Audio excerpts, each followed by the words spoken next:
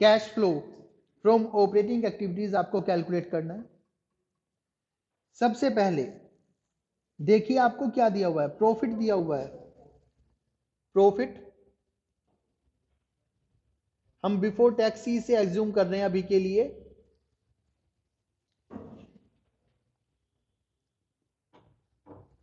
$1,25,000। इसके बाद आपको क्या करना है, as adjustments for non cash operating items.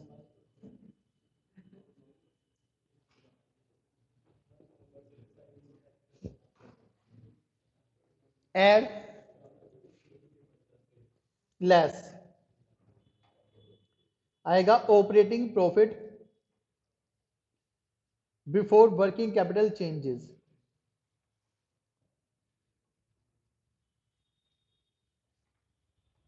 इसके बाद फिर दोबारा से ऐड, और लास्ट में आपका आएगा cash from operating activities. Cash from operating activities. देख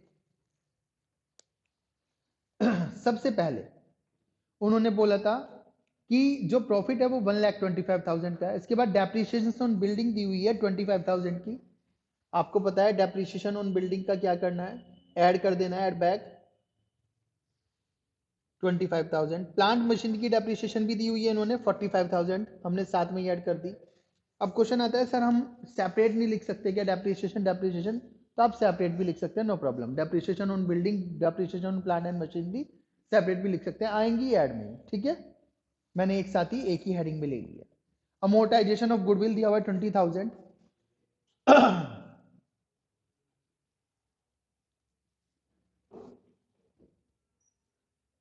20,000, ये हो गया आपका टोटल 70,000। फिर इसके बाद gain on sale of machinery दिया हुआ है, क्या हो जाएगा, लेस, क्योंकि जो गेन हुआ है उसकी वजह से आपका प्रॉफिट बढ़ा हुआ है, इंक्रीज है। और gain on sale of machinery आपका ऑपरेटिंग नहीं है, नॉन ऑपरेटिंग है, 10,000, ये लेस हो जाएगा। इसके बाद ट्रेड रिसेबल्स दिए हैं आपको। यहां पर फिर दोबारा से आपको ईयर ध्यान देना है, ईयर कौन कौन सा डाटा दिया हुआ है। पहले 18 है फिर 17 है, तो आपको 17 18 ऐसे पढ़ना है। ट्रेड रिसेबल्स 35 थे और 35 से 45 हो गए, 10,000 इंक्रीज हो गए। लेस में आ जाएंगे, इंक्रीज इन करंट असेट्स 10,000।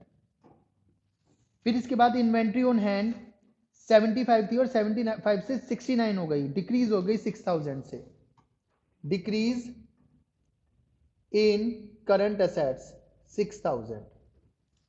इसके बाद कैश इन हैंड, बेटा कैश इन हैंड के लिए बता दूं, कैश इन हैंड होता तो करंट असेट है, but cash in hand operating activities में नहीं आता है। जब तीनों एक्टिविटीज कंप्लीट हो जाती हैं उसके बाद लास्ट में टोटल करते वक्त कैश इन हैंड का यूज होता है, ताकि देख लें कि हमारा कैश फ्लो मैच कर रहा है या नहीं कर रहा है। तो कैश इन हैंड को यहां पर छोड़ देंगे, ठीक है। ट्रेड पेबल्स करंट लायबिलिटीज हैं, लास्ट ईयर 30 थी, इस बार 32 हो गई, 2,000 इंक्रीज हो गई, increase in current liabilities 2,000। Expenses payable outstanding expenses last year 10 थे, इस बार 5 हो गए, डिक्रीज हो गए, डिक्रीज इन करंट लायबिलिटीज 5,000। फिर इसके बाद दिया हुआ है बैंक ओवरड्राफ्ट। बेटा बैंक ओवरड्राफ्ट के लिए भी सुन लीजिए, होता तो ये करंट लायबिलिटी है, but bank overdraft financing activities में जाता है। कौन सी एक्टिविटीज में जाता है, फाइनेंसिंग में, तो यहां पर इसका ट्रीटमेंट नहीं होगा। इस क्वेश्चन को करने का यही हमारा मकसद था। चलिए आपको पता चल गया, अब लिख देते हैं, इसको प्लस कर लीजिए, कितना हो गया ये 2,05,000, 6,000 ऐड कर दीजिए, 2,000 ऐड कर दीजिए, 10,000 माइनस कर दीजिए और 5,000 भी माइनस कर दीजिए। कितना आ गया 1,98,000। इस तरह से आपकी ऑपरेटिंग एक्टिविटीज कैलकुलेट हो जाएगी। आइए एक क्वेश्चन और देखते हैं साथ साथ। Question number 9,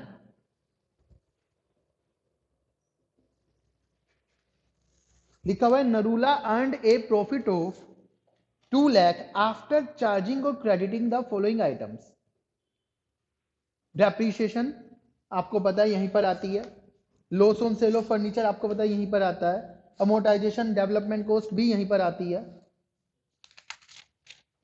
provision for doubtful debts भी यहीं पर आएगा, प्रोविजन फॉर टैक्सेशन। अब यहां पर बात आई प्रोविजन फॉर टैक्सेशन कहां पे आता है, तो बेटा प्रोविजन फॉर टैक्सेशन जब आप नेट प्रॉफिट बिफोर टैक्स निकालते हैं तब उसके लिए कैलकुलेशन अलग से होती है, ट्रांसफर टू जनरल रिजर्व की कैलकुलेशन अलग से होती है, gain on sale of machinery यहीं पे आएगा। इसके बाद दिया हुआ trade रिसेबल्स, trade payables, outstanding expenses, prepaid expenses, ठीक है, ये चीजें दी हुई हैं। तो ये सब क्या है, करंट एसेट्स और करंट लायबिलिटीज हैं।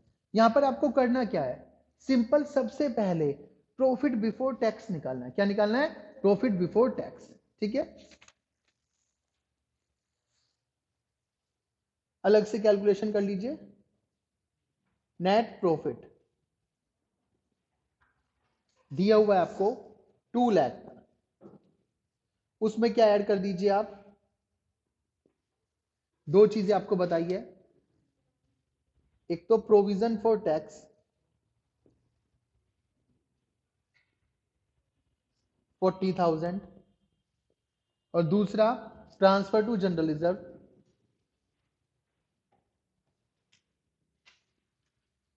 20,000। ये आपका हो गया नेट प्रॉफिट बिफोर टैक्स 2,60,000। अलग से ही निकालना है, परफॉर्मे के अंदर नहीं इसे बीच में डालना। अब हमारा कैलकुलेशन होगी यहां पे नेट प्रॉफिट बिफोर टैक्स, हमें पता चल गया, उसमें एडजस्टमेंट्स होंगी, किसकी, adjustments for non cash and non operating items. कुछ चीजें ऐड होंगी और कुछ चीजें लेस होंगी। उसके बाद आएगा आपका operating profit before working capital changes. क्या आएगा, operating profit before working capital changes. Operating profit before working capital changes के बाद आपको आएगा एड लेस, एड में आएगा decrease in current assets,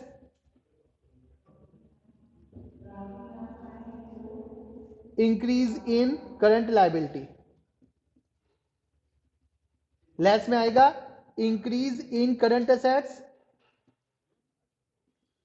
decrease in current liability, और यहां पे आएगा आपका कैश फ्रॉम ऑपरेटिंग एक्टिविटीज। इस तरह से अब उठा लीजिए, यहां पे नेट प्रॉफिट बिफोर टैक्स आपने निकाला था, कैलकुलेट किया था 2,60,000। क्वेश्चन में देखिए क्या क्या दिया हुआ है। सबसे पहले दी हुई है depreciation on fixed assets, depreciation 25,000। इसके बाद है loss on sale of furniture, इससे भी हमारा प्रॉफिट डिक्रीज होता है, तो loss on sale of furniture ये भी प्लस कर दीजिए 3,000। अमोर्टाइजेशन, अमोर्टाइजेशन से भी हमारा प्रॉफिट डिक्रीज होता है, इसे भी प्लस कर दीजिए 8,000। फिर इसके बाद प्रोविजन फॉर डाउटफुल डेब्ट्स 2,400 है। अभी देख लेते हैं ये इंक्रीज हुए हैं डिक्रीज हुए हैं, तो यहां पे पता नहीं चल रहा। तो बेटा जब भी इस तरह से प्रोविजन फॉर डाउटफुल डेब्ट्स दिए हैं और पता नहीं चल रहा है, तो सिंपल सी बात है सोचने वाली कि हमने इस बार बनाए होंगे, ये इंक्रीज हुए होंगे। क्या हुए होंगे, इंक्रीज। तो जब provision for doubtful debts increase हुए हैं तो हमने प्रॉफिट्स में से माइनस किए होंगे, प्रॉफिट्स में से माइनस करने की वजह से प्रॉफिट कम हो गया होगा, तो अब हमें वापस क्या कर देना, इन्हें ऐड बैक कर देना। Provision for doubtful debts 2,400। इसके बाद प्रोविजन फॉर टैक्सेशन आपने ले ही लिया। अब प्रोविजन फॉर टैक्सेशन का यहां पे यूज होने वाला है, देखिए कैसे करेंगे प्रोविजन फॉर टैक्सेशन का यूज। यहां आएगा आपका लेस टैक्स पेड। जितना हमने प्रोविजन बनाया अभी क्वेश्चन में क्लियर नहीं है, उतना ही हम मान लेंगे कि टैक्स पेड हो गया इस साल 40,000। फिर ट्रांसफर टू जनरल रिजर्व यहीं पर आएगा और कहीं नहीं आएगा। Gain on sale of machinery less में आता है, आप जानते हैं 9,000। इसके बाद दिया हुआ ट्रेड रिसेबल्स। ट्रेड रिसेबल्स 17 में 90 के थे और 18 में 1 लाख के हो गए, 10,000 इंक्रीज हो गए। इंक्रीज इन करंट असेट्स हो गया 10,000 का। ट्रेड पेबल्स 41 से 60 हो गया, इंक्रीज इन करंट लायबिलिटी हो गया 19,000 का। आउटस्टैंडिंग एक्सपेंसेस 5,000 से 1,000 हो गए, डिक्रीज इन करंट लायबिलिटी हो गया 4,000 का। इसके बाद प्रीपेड एक्सपेंसेस, प्रीपेड एक्सपेंसेस 0 से 2,000 हो गए, इंक्रीज इन करंट असेट्स हो गया कितने का 2,000 का। ये 19 किस चीज के आ जाएंगे प्लस के, 12,000 माइनस के, और ये 4,000 भी किस चीज के आ जाएंगे माइनस के। ठीक है, अब यहां पे आपको कैलकुलेशन करनी है, करिए मेरे साथ, कम ऑन।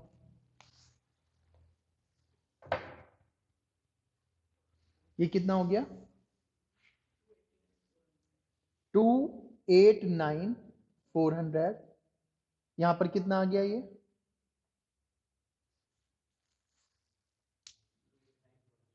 जी 7,411 प्लस कर दीजिए 292,400 और ये कितना आ गया 2,52,400। ये आ गया कैश फ्रॉम ऑपरेटिंग एक्टिविटीज। और ये जो चीज आई 292 से लिखेंगे ऑपरेटिंग प्रॉफिट। ठीक है, और इस तरह से आप क्या निकाल लेंगे, आप कैश फ्रॉम ऑपरेटिंग एक्टिविटीज को कर लेंगे कैलकुलेट। ओके।